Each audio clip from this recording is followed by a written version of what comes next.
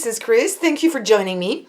Today's video is about Crackled paint, but we're not going to use any Crackled medium. We're just going to use PVA glue, which is important for this kind of project. And that's it. No need to buy anything particular. Don't spend your money on these expensive Crackled things because you're going to have a perfect result every time. Look at this. This is a papier mache box. So you're going to be able to use this technique on cardstock, on paper mache. You can use this also on any kind of recycled cardboard, you know, cereal boxes. A lot of things you can use this technique, and you need very few materials. So what you will need is, I'm just going to do this. I'm not going to do the box because you'll understand how to make it. It's very quick actually how to make this box, because we're going to speed up the process of drying. So here I'm just using different papers of cardstock, leftovers. You're going to be needing 2 different color of paints, whatever your color, your favorite colors are. And it doesn't have to be, I'll tell you that later, but just acrylic paint, not too thick, very liquidy, like these brands. I have Deco Art. You can use any kind of brand as long as it's not too thick, because if it's too thick, and I've used the exact technique, if your paint is maybe too thick, or sometimes it's not just being thick, it's just that there is a medium here binder into your acrylic paints that is not going to work. So if you try this project and it doesn't work, just change maybe the brand of your paint, because this one was not that thick, but the binder inside didn't work at all. And I've tried different ones and it really didn't work. So it's really important. If you say, well, it's not working with me, what am I doing wrong? You're not doing anything wrong, it's just the paint. So I'm just using these paints. I'm going to use PVA glue. So this is a French brand, but you can find this brand if you people look watching the video from the UK. I will put a link on the video description where you can find this brand, because I love it. If you use Mod Podge, it's going to work. If you use Elmer's glue, I know this is not a new video, but it's still up to date, and I love these crafts because you can embellish things. It's so quick to do. I've done this box not even in 10 minutes. I talk too much, probably. I talk more than I do things, but that's a good brand. PVA glue, Elmer's school glue also works. You will need 2 paintbrush, 1 for the glue, 1 for the acrylic paints. And what I also recommend is using a heat tool. And I'm just using this one as a craft one. It's a very old, but this is a hairdryer. It's not an embossing heat tool, because it works better like this for me. And because also I have tried both. This is the cool air coming out. This is just hot air. I've tried with cool air and it works probably even better than hot air. If you use the hot air, you need to be quite far away, because otherwise it's going to cook your paint. It's not going to work as well. And the embossing heater is too hot. It doesn't work as well for me. So give it a try. Do different experiments on just scrap pieces of cardstock before going directly to your project, and see what works best for you. I'm just giving you my tips here. So now what I'm going to do, first you're going to apply your first color, but I'm going to show you, you don't even have to do that. So here the first color I'm going to apply is green.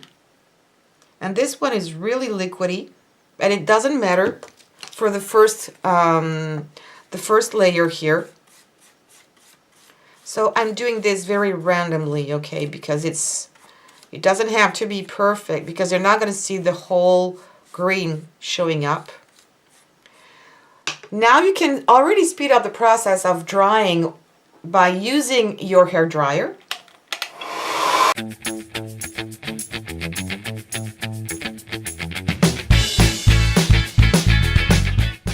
Okay, now that this is dry, you can see it's not shiny anymore unless you're using a shiny paint. You're going to apply your glue. And I have found out that if I work, this glue is quite thick. If I put a lot of glue, it's not going to make things better. It's not helping at all. So the first what I do first here is just I apply very well my glue onto my paper because I want the glue and then the paint to really stick together. And you could help yourself using, you know, these very cheapos paint brushes that are for acrylics. You know, they're white. The tips are white. You can't really see much, but this is the kind of... and you can do that with any kind of paintbrush, actually. But if you want to help maybe the creases and the cracks, not the creases, but the cracks, and it's just an opaque glue here, but it's going to dry clear. Of course, use a glue that dries clear.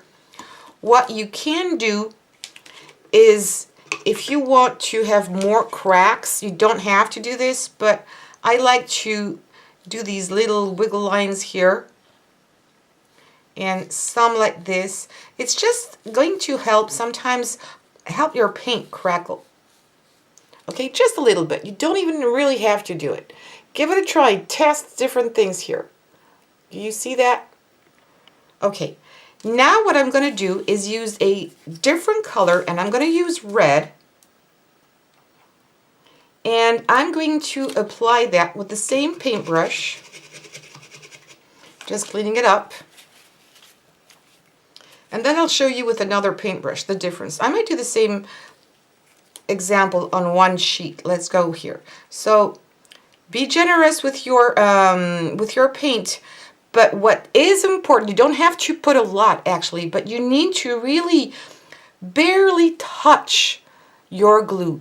Be very gentle, very, very gentle over your glue so you don't really move the glue that much.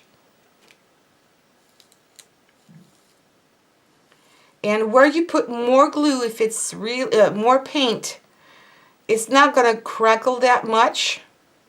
Try not to go over what you have done too much. And now I'm going to use this fan brush just to show you a little bit the difference.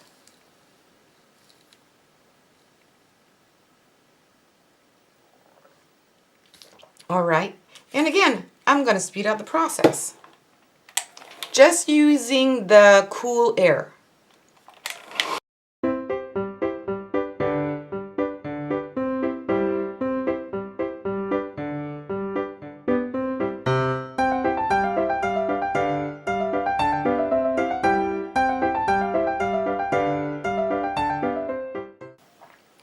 Okay, so this is the effect you get. You've got all the cracks almost going in the same direction, not so many in that direction, and according to how you put your paint on top, I did put paint here in the beginning, but not as much. You're going to see the color from underneath show more. So really have fun, make different kinds of tests, write down on the back what you have done so you can replicate that another time. But I really like the effect that you don't have the same design depending if you use the fan brush, if you use more glue or more paint here. It's never going to be kind of the same, but if you remember how you did it and the way you like it, it's going to be great. And as you can see, I still have a lot of white spots. It's because my glue here just dried on the surface. It hasn't dried yet completely. So what you see now is going to be different. It's still going to crackle more while the glue is going to dry up. And you can see it's already working there because the cracks here are getting bigger. So I really, really like the fact that sometimes you change paint and it's going to be completely different. So I'm going to show you another example. And here what I'm going to do, and I'm using this yellow color, I am not going to put a coat of paint underneath, because if you have a colored paper that you like and you want to only have that color show up, you're not going to have to paint it over. Let me show you. I'm just going to apply directly on this since it's not white. So I have this big ugly paintbrush, you can see, and it works like wonders as well, because I'm going to dip it a bit more. I'm going to try to put a bit more. Can you see the strokes here? And that's really going to help. I have better results when I use this kind of paintbrush because it already makes some strokes Hope you'll be able to see that.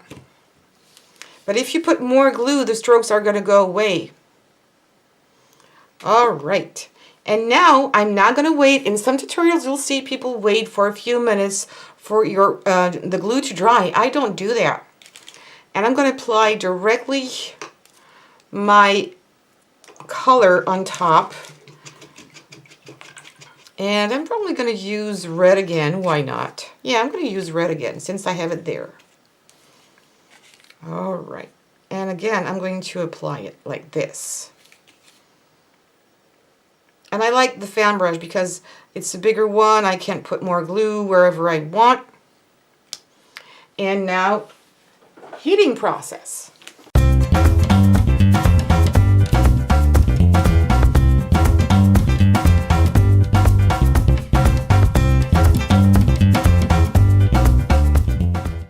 And here you've got very smooth crackles.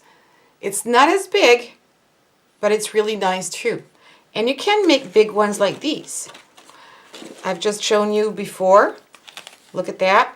It's just sometimes by using a different paint that is going to have a total different look. Let me show you this. Again, glue. And I think it works better on cereal boxes. It's just my preference.